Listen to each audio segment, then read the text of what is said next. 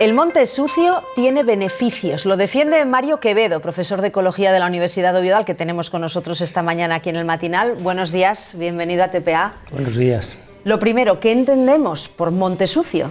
Bueno, monte sucio fue un truco de titular, por decirlo de alguna manera, ¿no? Nosotros lo que estamos hablando es de la vegetación natural en el monte, en el campo, no solo en el monte, también cerca de nosotros, ¿no? Especialmente la vegetación leñosa, aquella que tendemos a retirar con excesiva frecuencia. Si quieres podemos elaborar un poco eso.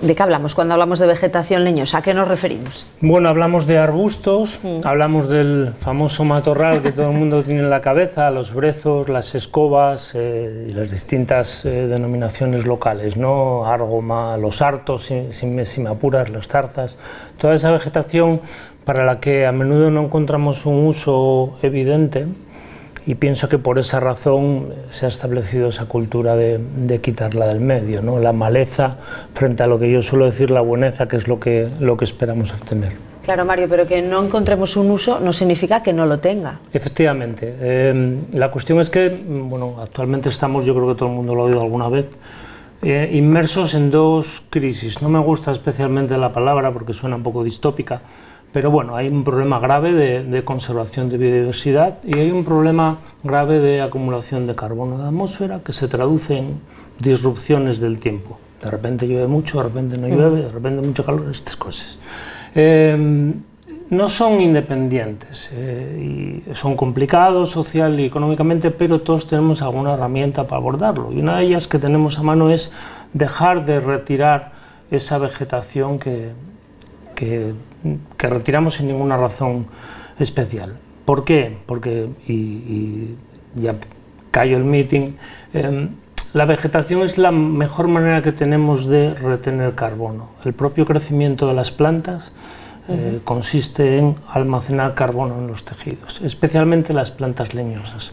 Tiene más beneficios que si quieres podemos elaborar poco a poco. Sí, ahí me gustaría que incidiéramos, porque claro, antes decíamos, el monte sucio, bueno, eso es como generalizar mucho. Claro, pero también hay la otra frase, hay que limpiar el matorral. Bueno, vosotros defendéis que no.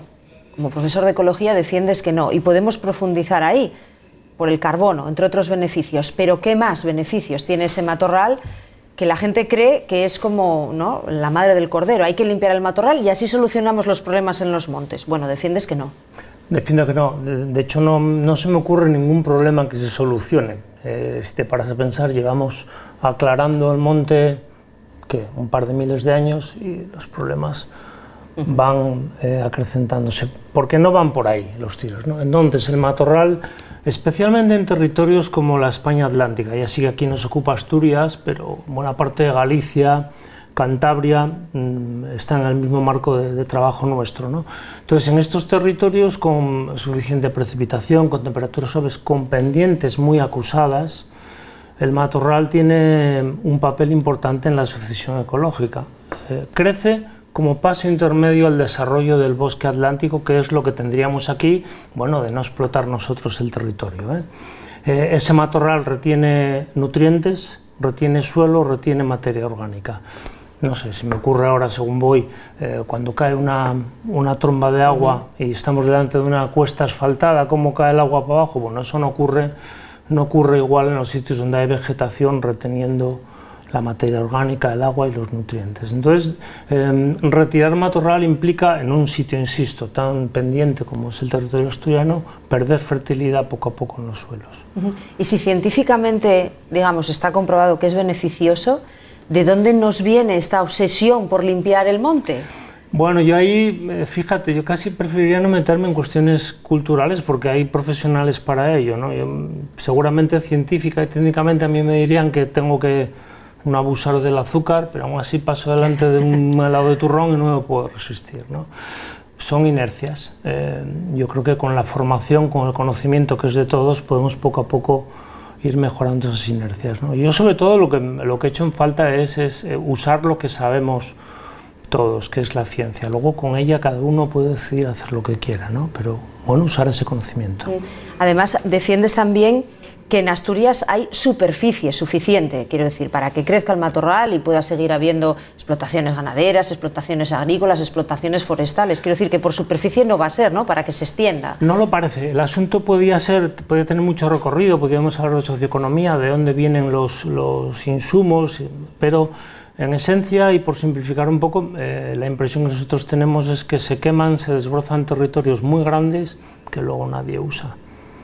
Yo veo laderas que arden sistemáticamente. Date cuenta que 1/3 de la superficie de Asturias ha ardido al menos una vez desde el año 2000. Y no soy terriblemente experto en fuegos, pero son datos públicos que se pueden comprobar. Esa superficie no se utiliza luego para nada, ¿no? Por tanto, sitio hay. Diría que sitio hay, ¿no? ¿Y de quién depende replantear esto? Con esta idea, ¿no?, base, esta idea científica, apoyada en datos científicos, de que se extienda el matorral tiene beneficios obviamente ecológicos, pero también, bueno, de compensación, ¿no?, de las emisiones de carbono. Vemos muchas iniciativas para plantar árboles, está muy bien, pero a lo mejor hay que pensar también en dejar crecer el matorral. ¿De quién depende que esto se traduzca, por ejemplo, en una iniciativa, ¿no?, que aparezca en una ley de montes o que aparezca en cualquier ley o en cualquier iniciativa para un mejor aprovechamiento de las masas forestales? No lo sé, se me ocurre cómo se podría aprovechar esta idea. Hombre, si me mencionas leyes, te tengo que decir legisladores, te tengo que decir gestores, ¿no? Eso está claro, yo creo que no me preguntas por eso. De todas formas, yo entiendo que como las cosas no se pueden imponer o no se deben imponer, sobre todo lo que tenemos que hacer es incorporar en la cultura que la guerra contra la naturaleza ya se ganó hace mucho tiempo y ahora casi estamos pasándonos de frenada, ¿no? Incorporar en la cultura que no hace falta retirar la vegetación que no te molesta especialmente. No, yo no lo estoy diciendo a nadie que deje los sartos entre los calabacines, no tiene nada que ver con eso, ¿no? Claro. Es aquello que no usamos, dejarlo. Entonces, bueno, ¿de quién depende? Es una labor de concienciación. Yo creo que los empleados públicos como yo tenemos que incidir en eso. Por supuesto, también los que legislan y gobiernan también. Yo de hecho, echaría en falta cuestionar esa famosa cultura del fuego, ¿no? Yo no sé qué es eso, no sé qué significa. También era cultura del fumar y lo fuimos dejando, al menos en los bares, ¿no? Claro, porque hablabas del fuego. Otra frase: el matorral es la gasolina de los incendios forestales. ¿Eso es así? No, sin querer meterme en el trabajo de los investigadores judiciales, ¿no?, que son los que dedican a estas cosas. Sabemos que en Asturias, en la España atlántica, los incendios son, vamos, mayoritariamente provocados. No sé si pasa el 90%. No necesariamente intencionados, pero desde luego provocados. Por tanto, el matorral no arde solo, no se prenden las zarzas cuando uno va caminando por ahí, ¿no? Por tanto, no me vale eso de que el matorral es la culpa. Otra cosa es que la acumulación de vegetación, una vez que alguien mete gasolina, mete mechas y mete retardantes, facilite desastres como el incendio de Tineo y Valdés reciente, ¿no? Eso es otra historia. Pero bueno, el problema socioeconómico, cultural, lo tenemos de base y creo que hay que abordarlo. Y hay que hacer más pedagogía con esto de Calabas que decías, no tanto a lo mejor leyes, las leyes van por otro lado, pero desde nuestro campo, desde la universidad, desde la investigación.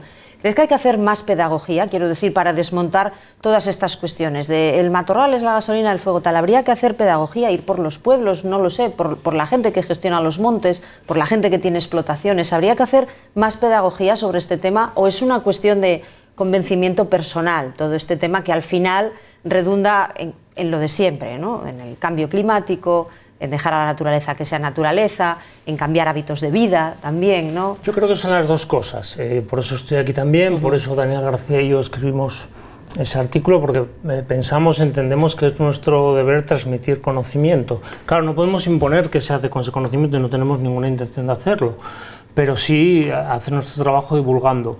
Luego, si hay que bajar ya a la escala más local, entiendo que sí. No sé exactamente quién lo tiene que hacer, no sé si son juntas vecinales, no sé si el gobierno. La verdad es que no me lo he planteado cómo abordar esa escala, pero sí, hay que hablar, hay que transmitir la información, no hay ninguna duda, ¿no? Cuando se pierde matorral, obviamente se pierde biodiversidad. Algunas especies, como por ejemplo el urogallo, la desaparición de algunas especies puede estar relacionado por esa pérdida tan grande que hemos tenido en el monte en los últimos años. Mira, yo precisamente el urogallo es una bestia que me pilla cerca y sin embargo después de años de mirar datos no te sé decir exactamente qué le pasa, lo cual me convierte en un no experto, pero concretamente el problema del matorral que estamos mencionando no diría yo que esté detrás de la pérdida de algunas especies. Lo que no le viene bien a un ave forestal es tener una superficie forestal reducida y fragmentada, que es lo que tenemos en todas partes, pero también en Asturias. ¿Es esa la causa de que siga el declive? Seguramente no, pero hay más de una entrando ahí, ¿no? Si hubiera un 60% de bordura forestal como en Suecia, posiblemente los problemas o las circunstancias serían otras, ¿no? Bueno, no te quiero tampoco vender conocimiento con las cosas que no estoy seguro, ¿eh? Pero dime qué se hace fuera, por ejemplo, en Suecia, acabas de mencionar, que se hace mejor que aquí con respecto a ciertas cosas. Mejor, no sé si se hacen muchas cosas diferente. No, problemas hay en todas partes. Allí la cobertura forestal es mayor porque hay menos gente. Es una cuestión más que nada del uso histórico de los recursos naturales, ¿no? Son sitios más difíciles de ocupar, particularmente en el norte. Aquí estamos en una zona amable, entre comillas, para vivir y hemos explotado los recursos desde hace mucho tiempo, ¿no? Se habla mucho ahora de explotar precisamente los montes, de que hay mucha riqueza forestal en Asturias y que es algo que deberíamos de aprovechar para la biomasa, por ejemplo, estoy pensando en ello y hay proyectos encaminados a ese sentido. Esa puede ser una de las cuestiones de que volvamos al monte a cuidar de él, aunque sea para aprovecharlo. Bueno, siempre la lógica humana funciona un poco así, ¿no? Sí, está claro, en madera usamos todos, yo también. La cuestión es un poco complicado y volvería a esquivar la pregunta invitando a economistas y a sociólogos, pero no la voy a esquivar del todo. Yo diría que hay recursos que se pueden aprovechar, pero previamente hay que ordenar el territorio. Los geógrafos hablan mucho de estas cosas. ¿Cuánto necesitamos? ¿De dónde lo podemos sacar? ¿Lo podemos sacar de ahí? ¿Y cuánto dejamos para el resto de problemas, ¿no? O sea, las necesidades humanas están ahí, el problema que te decía de biodiversidad está ahí, el problema de recortar emisiones está ahí y por ese lado la biomasa no pasa. Quemar vegetación es seguir añadiendo literalmente leña al fuego, ¿no? Pero bueno, nada de lo que nosotros planteamos en esta aproximación divulgativa quiere decir no tocar. Quiere decir, por favor, deja de tocar lo que no necesites. Lo otro, lo ordenamos, lo planeamos, ¿no? Eso me ha quedado claro porque cuando vi tu artículo vi algunas de las reacciones y tú insistías mucho en que este es un planteamiento científico, que luego cada uno puede tener su opinión, pero que lo que defendéis con respecto al matorral, por ejemplo, está basado en datos científicos. Eso es así y luego puede haber políticas u opiniones que vayan encaminadas por otro lado, pero científicamente es así. Es así. Bueno, para mí es una cuestión importante, ¿no? Tú y yo, cada uno tenemos nuestra opinión, no es de lo que estamos tratando aquí, ¿no? Esto es un conocimiento, ahí está.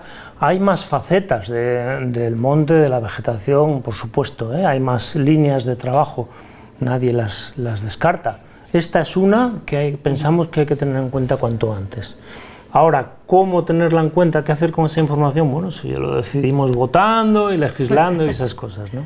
Y como profesor de ecología, ¿ves una ola que avance hacia tener en cuenta datos científicos? Hablo ya en general, ¿no? Para terminar esta entrevista del cambio climático. Existen datos científicos, hay evidencias, como en este caso del matorral.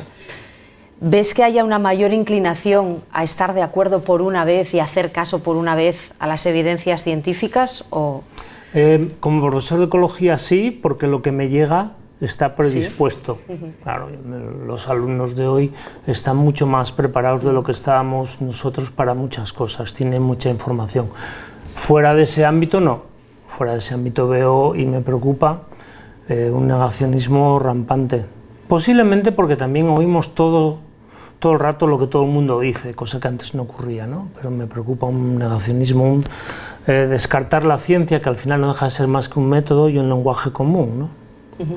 Mario Quevedo, pues muchas gracias, muy interesante este planteamiento sobre el matorral. Esperemos haber hecho un poquito de esa pedagogía que pedíamos, aunque hayan sido en esta entrevista del matinal.